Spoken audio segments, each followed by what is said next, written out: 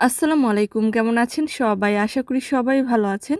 যে যেখান থেকে এই ভিডিওটি দেখছেন সবাইকে শুভেচ্ছা জানাচ্ছি আজকের ভিডিওতে। জানিয়ে দিব কুয়েতের সর্বশেষ খবর।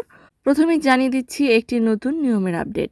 কুয়েতের জেলখানায় যে সকল জেলবন্দি বা কয়েদিরা রয়েছে তাদের সাথে দেখা সাক্ষাৎ করতে হলে সাহেল অ্যাপসের মাধ্যমে অ্যাপয়েন্টমেন্ট নিয়ে তারপর দেখা করা যাবে। এ ব্যাপারে স্বরাষ্ট্র মন্ত্রণালয় জানিয়েছে যে সাহেল অ্যাপসের মাধ্যমে বন্দি সাক্ষাতের অনুরোধ পরিষেবা চালু করা হয়েছে। নতুন এই পরিষেবা চালু করার কারণে ডিজিটাল পরিষেবা উন্নত, জনসাধারণের জন্য পদ্ধতিগুলো সহজ এবং লেনদেন দ্রুত সম্পন্ন করতে পারবে। এখন থেকে জেলবন্দীদের সাথে দেখা করতে সাহেল অ্যাপসের মাধ্যমেই অ্যাপ্লিকেশন নিয়ে নির্দিষ্ট সময়ে উপস্থিত হয়ে দেখা করতে পারবেন। জানিয়ে দিচ্ছি ছুটি সংক্রান্ত আপডেট। কুয়েতের জাতীয় দিবস এবং স্বাধীনতা দিবস উপলক্ষে 25 এবং 26 ফেব্রুয়ারি 2026 বুধবার এবং বৃহস্পতিবার সকল ধরনের সরকারি প্রতিষ্ঠানগুলো বন্ধ থাকবে। শুক্র এবং শনিবার সাপ্তাহিক ছুটির পর যথারীতিভাবে 1 মার্চ রবিবার থেকে সকল ধরনের প্রতিষ্ঠান আবারও চালু হবে।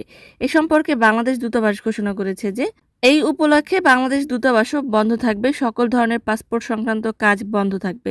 1 মার্চ থেকে দূতাবাস আবারও চালু হবে। অন্যদিকে একজন বিশিষ্ট আবহাওয়াবিদের মতে এবছর রামাদান 30 দিনে সম্পন্ন হবে বলে আশা করা যাচ্ছে এবং সেই হিসেব অনুসারে পবিত্র ঈদ উল ফিতর 20 মার্চ 2026 অনুষ্ঠিত হবে বলে আশা করা হচ্ছে। অপরদিকে কুয়েত ট্রাফিক ডিপার্টমেন্ট হতে প্রকাশ করে বলা হয়েছে যে সড়ক পথে যে সকল যানবাহন আইন লঙ্ঘন করে এবং বিরক্তিকর শব্দ করে সেগুলো ট্রাফিক লটে জব্দ করে 2 মাসের জন্য আটক করা হবে।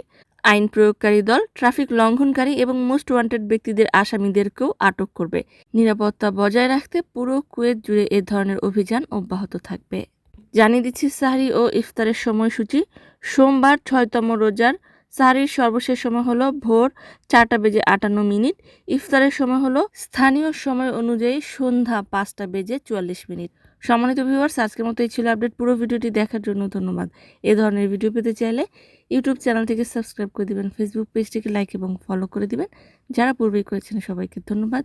আজকের মতো বিদায়। আল্লাহ হাফেজ।